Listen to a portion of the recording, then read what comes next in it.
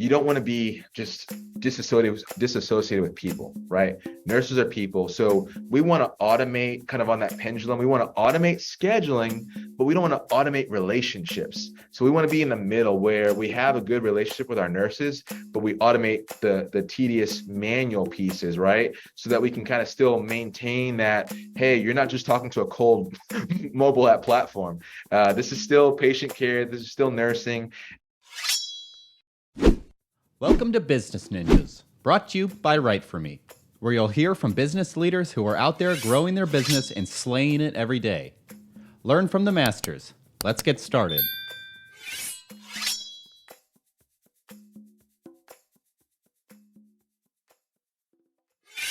Welcome to another episode of Business Ninjas. I'm here with Aaron Littles from Gale. Hey, Aaron, how are you? Hey, Andy, I'm great. How are you today? Doing great. Pleasure to have you here. Looking forward to our conversation. Oh, same here. Yeah. Well, tell me a little bit about Gale and what you're doing over there. Wow. So Gale starts with a story about a bottle of ketchup. About 7.5 years ago, Tony Braswell, the founder and CEO, had been in the staffing industry for well over 20 years, but his son ordered a bottle of ketchup on Amazon. And so Tony got this receipt saying, "What are you doing? You bought a bottle of ketchup and the shipping and the cost." And he said, "Dad, I'll get it tomorrow. I don't have a car. I'm in college. I need ketchup and no free delivery. It's Amazon Prime." And so one of Tony's staffers had just said, "Well, that was fun." He had spent 45 minutes on the phone booking 2 shifts. And Tony realized that we're doing something wrong in how we're staffing people. And so that's where the idea actually kind of spurred in our men's group. We meet for Wednesday morning coffee and talk about the Bible and church and things like that. And the founding CTO was at that table. I was the founding COO at that table. There was another chief HR person at the table, and then of course Tony. So 4 friends actually founded a company to make Gale, and then we've been on a rocket ship ever since, where that on-demand technology for booking a clinician, putting a person in a place for time, and then of course we offer daily pay, which is a fantastic benefit for those hero nurses. And then after all that growth, the pandemic hits. And so unfortunately for all of us, we were locked down, but the nursing industry really took off, and that per diem on-demand nurse was needed even more. And so Gale saw a lot of exponential growth during that time. And so I was able to lead the team through a lot of that growth and help us survive as best we could while just dealing with the critical demand for those wonderful caregivers. I love the story behind this and what you do. So you're the Chief Transformation Officer. Tell me what is that, and what do you do there?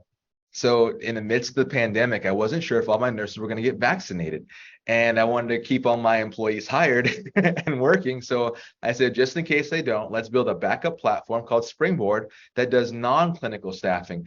And also we had a lot of interest in other verticals that need on-demand technology, access to the gig economy. So I built Springboard, and then sure enough, a lot of nurses actually did get vaccinated. So I said, well, I have a beautiful app here. And now we've actually gone back and started cross-marketing it to our clients for their hospitality, like their housekeepers, their dietary aides, their cooks.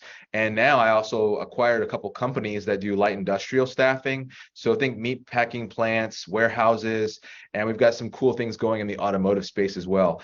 More to come on that. We'll save that for the next podcast, but a lot of fun things in the non-clinical space. So now you kind of have Gale United, where we're going not just from per diem nurse staffing, but also now the gig economy. And so I'm helping lead that whole transformation to that new industry. Very cool. I love it. And with so many companies needing nurses these days, they're so hard to source for, and so much competition for that. So tell me a little bit about what a day in the life is like. You're recruiting for these physicians. Who's the profile of your customer? Are they hospitals? Are they clinical offices? Are they surgery centers? Right. Well, we have a lot of different divisions, but our core is actually in the long-term care facilities. That's where you have so much turnover with the stress and the burnout from the caregivers, the facility administrators, and the directors of nursing. The ratio of how much turnover there is in that industry is terrible. But that's because everyone's working short-staffed. And if they're not working short staff, that means the administrator is working a little bit extra and the DON's helping too, but they're all just going to get burnt out. So our typical nurse is a single mom, couple kids, about 44 years old, and she needs extra income. She might even have a full-time job, but it's just not enough to make ends meet. I could talk about gas prices now and inflation and all the different things happening in this post-pandemic environment. A gallon of milk is, $6. So it's not that they don't want to work or they're not working enough. They're already working, but they need more income, more access. So that's where, if they can sort out childcare and pick up a double with me on Saturday and Sunday, now they actually have that extra income, especially since I pay them within 8 minutes after their shift is over. So it's a huge benefit, and that's our core demographic. But we do work with surgery centers and some of the other acute settings as well. But we see our tool and our process being very, very beneficial today in that long-term care space. It's so interesting. I know quite a bit about this with credentialing, and talk to me a little bit about that, the credentialing side of this. Or are they all locums, tenants, contractors, or how does Sure. So our process and our thought process behind, especially you got to break down healthcare because it's so big when you say healthcare. Yeah. Maybe a doctor could be a contractor. Maybe a doctor can have his own business and set things up properly with the IRS and things like that. But a certified nurse assistant, they're the salt of the earth. They're doing God's work, and it's a very hard job, but they're being told where to go for 8 hours, right? So we believe that's a W-2 employee. We believe that she needs benefits and access to benefits, and we provide those. And so from a credentialing perspective, we make sure everyone's fully credentialed. And actually what we are now is a credentialing company, because Gale actually books the shifts. Gale does the staffing component. So all we do is recruit, onboard, and credential. And then even Gale now has automations in it to say what licenses are expiring and things like that to keep all the nurses compliant. So it's really, credentialing is at our core. We have to make sure that if we can put an ICU nurse in California, which is difficult, we can definitely put a certified nurse in Florida, or even a housekeeper in Ohio. So we take credentialing very, very seriously. Yeah, it's really interesting. So they're W-2 employees with Gale then, and then Gale has the partnership with your client in that regard. That's how that's structured? That's correct, because again, those associates, those nurses work 40 plus hours sometimes. And if that's spread across different facilities, it's like, what's going on? There's employment laws that if in most states, if you work more than 40 hours, you're allotted overtime. And I said most states because California and New York and some of the others have different regulations, specifically around healthcare, where you have the 12-hour shift, you got to take so many different breaks. And so we want to make sure those nurses have all those protections in place. And that's why we just think that the W-2 model and combined with the gig economy is the best way to go. I love it. That's such a great solution in this environment, especially such a dynamic one. Talk to me a little bit about the on-demand side of this. I find that fascinating, and the ability to quickly hire somebody locally in that regard. How do you handle the supply and demand side of that?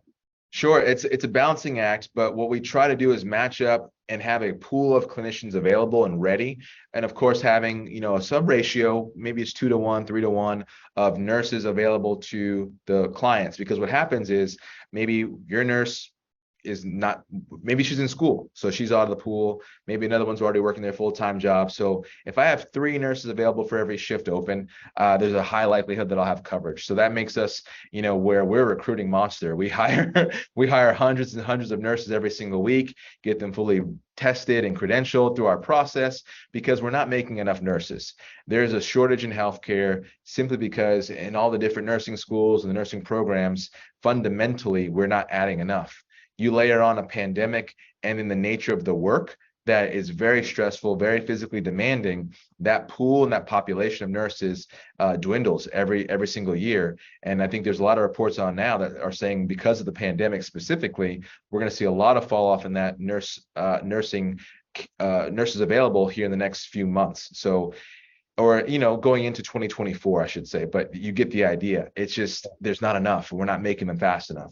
Yeah, and tell me a little bit about the kinds of nurses that you're staffing. Are they nurse practitioners? Are they RNs? Are they Tell me a little bit about the profile. Sure. So right now we're very much actually at the other end of the spectrum. Those are more of your advanced practitioners. Yeah. Certified nurse assistant is doing kind of the grunt work, right? And I can say that because I'm a Marine, so it's not a derogatory term, but it's just it's really hard work having to move grandma and help her, get up to go to the bathroom and change diapers and things like that. So it's very hands-on patient care. And then we have a lot of licensed practical nurses, LPNs, that are a little bit more supervisory, maybe a little bit more upper echelons of care, more acuity they can handle. And then a number of RNs, a number of registered nurses that might pick up some assignments here or there at the surgery centers, or maybe they're in a supervisor capacity as a director to oversee those LPNs and CNAs. Great. And are your nurses traveling, or are they all local? We have a little bit of travel. We saw a lot more during the pandemic where it was the wild west. I hadn't seen anything, and I'm still new to healthcare. It's only my 6th year, but that was just where give me a nurse. I don't care where she's coming from. And we were sending nurses across the country, just send them someone. But Yeah. for the majority of our model, we try to match local people with local shifts. And so it helps from a cost perspective if you can get someone local to drive 5 or 10 or maybe 15 extra miles than to fly someone across the country and pay airfare and lodging and different meals and things like that. So we definitely do our best to match local reps with local jobs. Yeah, travel gets complicated, and there's all those details that you have to track as part of it. So that's great. What markets are you servicing? Well, we're in about 43 states right now. So, we've made a huge impact in a short amount of time. If you can think about that explosive growth starting just in 2016, really, with one state and through some mergers and acquisitions, but a lot of it is actually organic growth to get into really most of the United States right now. And we've even had some travelers in those other 7 states, but not a consistent per diem need, because not every market can handle a per diem need.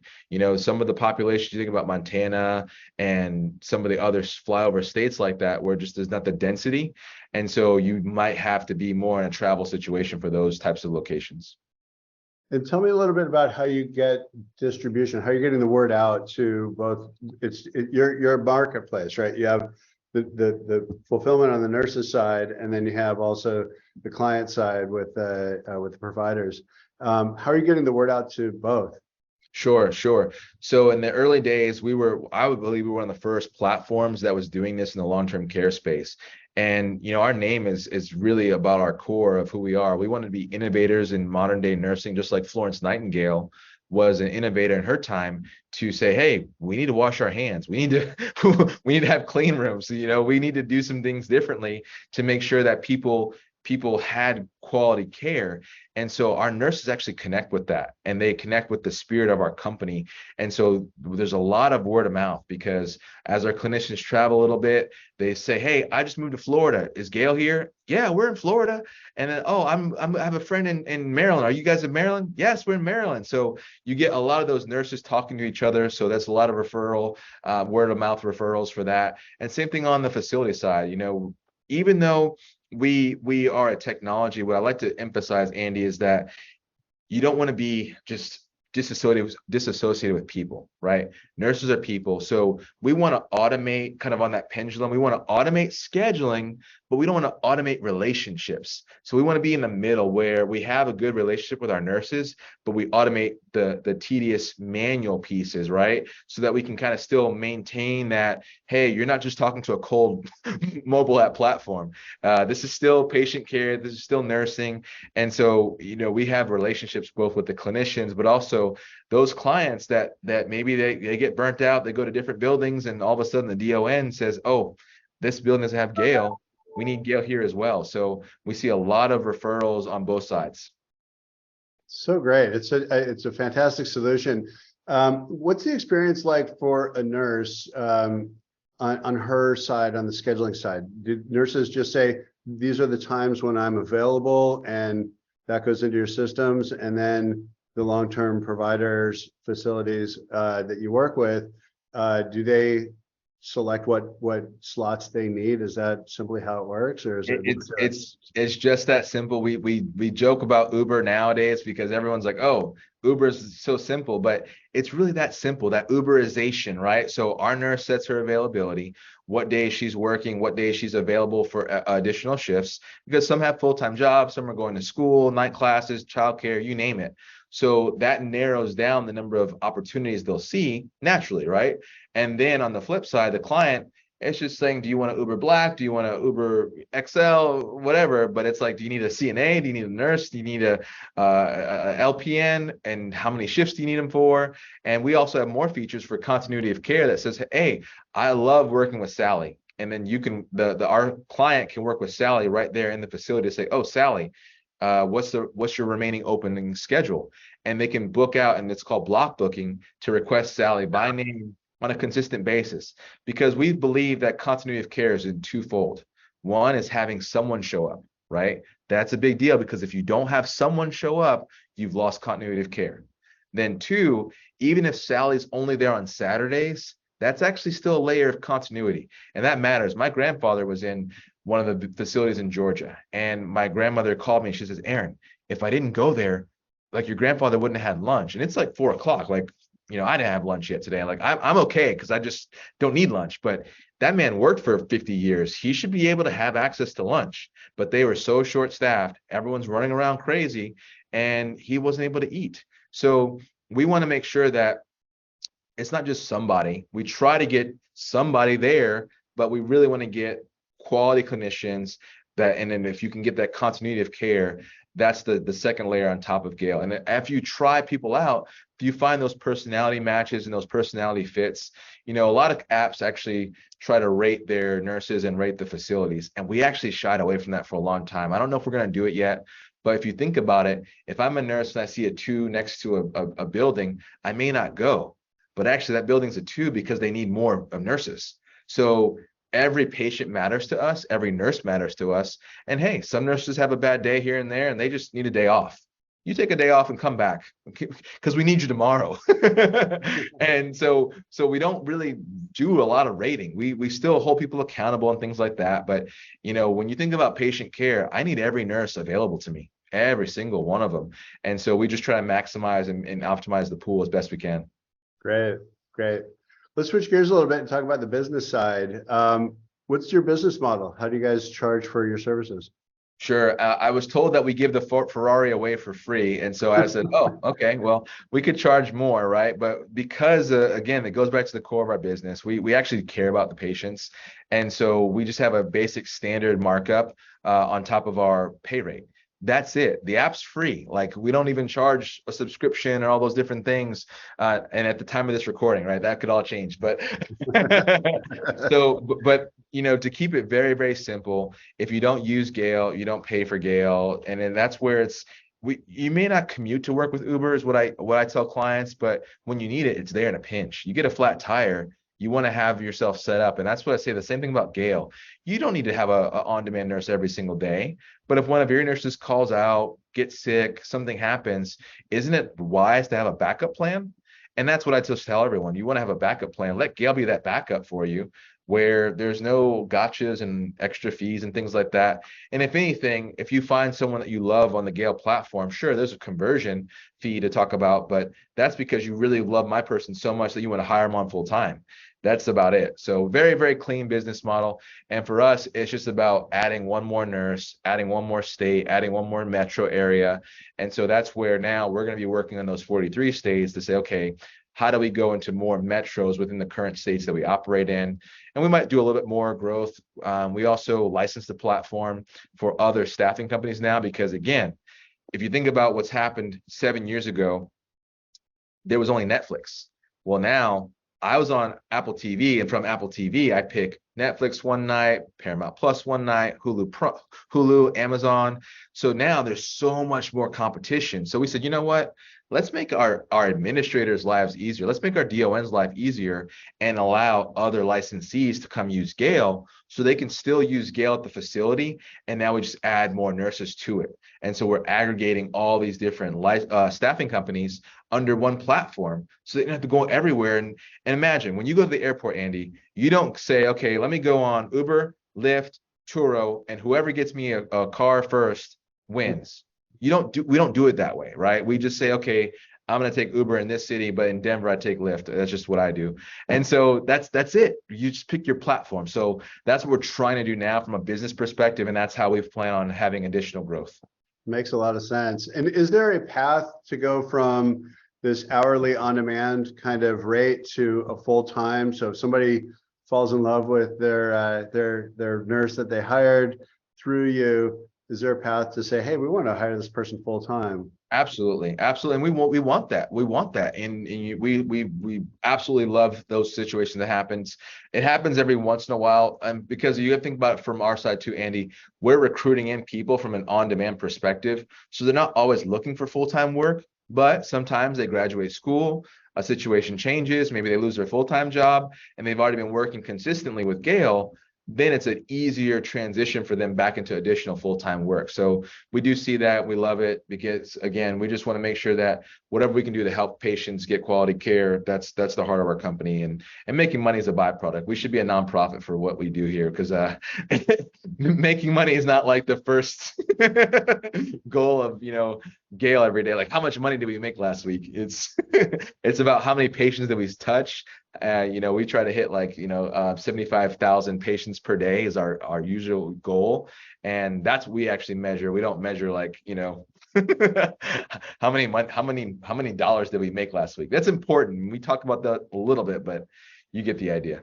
I do. And it's such a great way to drive a business. When you focus on the higher good, everything else follows, and you end up delivering this outstanding service. And it's not a good service, it's a great service. And that's really the difference that I see in companies that go from good to great in that Absolutely. regard. Yeah. And we see that too in the hallways, because everyone's bought into, I'm wearing it right now, this little wristband that says one more, right? Everyone's bought into that overall mission of the company is to get one more nurse to take care of one more patient, to help one more client. So when we had that one more philosophy, everyone's focused on how many people did we serve today? Oh, did we hit 75? Okay, great. And then next week, let's hit 80, because we want to continue to grow and help more people. And that it's just a different vibe than saying, well, we want to make X amount of revenue. Yeah, we need to make revenue. We got to make revenue, but everyone knows that. So it's like, let's appeal to us as humans. We've all had stories, Andy, of, my grandfather was in this facility and Tony's father was in this other facility. Everyone has those stories, and we want to connect with our associates, our nurses, that we're here in the fight with you, and we want to help you not have to work short-staffed. Yeah, you're definitely giving a shot in the arm to healthcare, that's for sure. Doing our best every single day. I love it. I love it. So I guess my last question for you here is, what would you like to be celebrating a year from now? Oh, wow. A year from now, there's so many things in the works for Springboard. I know we haven't talked about that much, but Gale's got a lot of cool things going, where we hired a new chief technology officer from Google. He's rebuilding the entire platform. We're going to add more automation. Again, the goal is to make our nurse's life easier, to narrow down where she wants to work, her favorites, her preferences. We want to hire her easier. And I say her, we've got about 7% male, so her and him. But you get the idea. We want to make that nurse journey so much easier. And then for Springboard, we just want to get the word out about this beautiful platform that can help advance the gig economy in the same way that we've just done it for Gale. So a lot of things to be excited about, Andy. And if I'm here next year, that's the first one. I just want to make sure stay healthy and to make stuff happen. I love it. I love it, Aaron. Well, congratulations to your success so far. And it sounds like you're about to explode with both Springboard and Gale. Absolutely. Really, no, it's been fun journeys, and I've got such a great team, a great mentor in Tony Braswell, but everyone at Gale HQ, everyone in the virtual cloud for Gale. We've got a lot of remote team members, but it's one big, huge, happy family that works really, really hard on some really big missions. So we're just excited. Congratulations. That's really exciting. Aaron Littles from Gale. Go to usegale.com to download the app. And thank you so much, Aaron. Appreciate it. Thank you.